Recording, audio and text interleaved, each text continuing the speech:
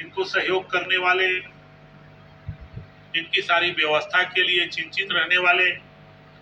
इस संस्था के सचिव चंद्र प्रकाश वाजपेयी जी, उपस्थित सभी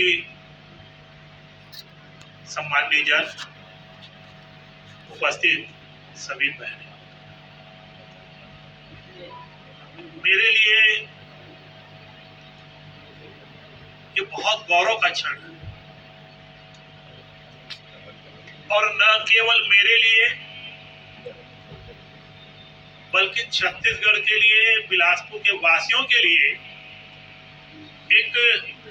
गौरव का क्षण है कि आज हमारे बिलासपुर में, हमारे ही बिलासपुर की रहने वाली आदरणीय पुष्पा दीक्षित ने जो पॉस्पी पाणिनि प्रक्रिया का विश्व परिचय कराने के लिए पूरे देश भर के प्रकांड विद्वान संस्कृत के, पाणिनि के आज हमारे बीच में आए हैं, उनका मैं पूरे छत्तीसगढ़ की तरफ से और बिलासपुर की तरफ से बहुत बहुत स्वागत करता हूं और अभिनंदन करता हूं। और ये गौरव क्षण हम सबको उपलब्ध कराने के लिए जो लगातार सन 2000 से पाणिनि शोध संस्थान के नाम से बिलासपुर में प्रारंभ है, डॉक्टर पुष्पा दीक्षित जी का, जो हमारे छत्तीसगढ़ की गौरव है, जो हमारे बिलासपुर की गौरव है, मैं उनको नमन करता हूं कि आप सब ने, जिसके कारण हमको ये गौरव क्षण देखने को मिला। आचार्य चाणक्य ने एक बात कहा है, संस्कृत में कहा है, मेरे को संस्कृत का ज्ञान कम है, लेकिन उसके हिंदी रूपांतरण में, यदि हम हमारे शास्त्रों की रक्षा नहीं करेंगे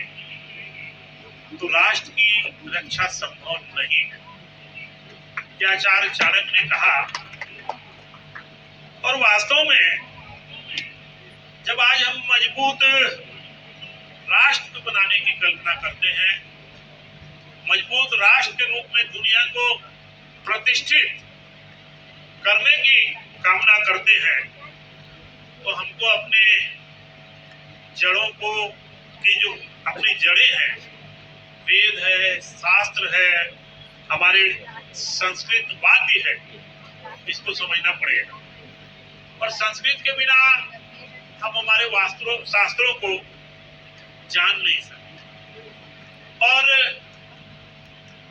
बिना व्याकरण के कोई भी भाषा को जानना बड़ा कठिन होता है, बोलचाल की भाषा अलग है। और इसीलिए भगवान पाणिनि ने अष्टाध्यायी ग्रंथ हमको उपलब्ध कराया, जिससे उस व्याकरण के माध्यम से हम संस्कृत को जान सकें। लेकिन कालांतर में कहना चाहिए, बढ़े हुए प्रवेश में कहना चाहिए, संस्कृत आज बहुत न्यूनतम है। मैं खुद नहीं जानता संस्कृत, क्योंकि कभी घर में वो माहौल रहा नहीं, कभी स्कूल में वो माहौल मिला नहीं, कॉलेज में वो माहौल मिला नहीं, समाज में वो माहौल मिला नहीं, तो मैं भी नहीं जानता। लेकिन जैसे जैसे कहना चाहिए कि राजनीतिक में आने के कारण, सामाजिक जीवन में आने के कारण जब समझने का अवसर मिला, तो आचार्य चाणक्य का ये जो सूत्र है कि बिना हमारे भाषा, राष्ट्रभाषा के रक्षा के बिना, हमारे शास्त्रों की रक्षा के बिना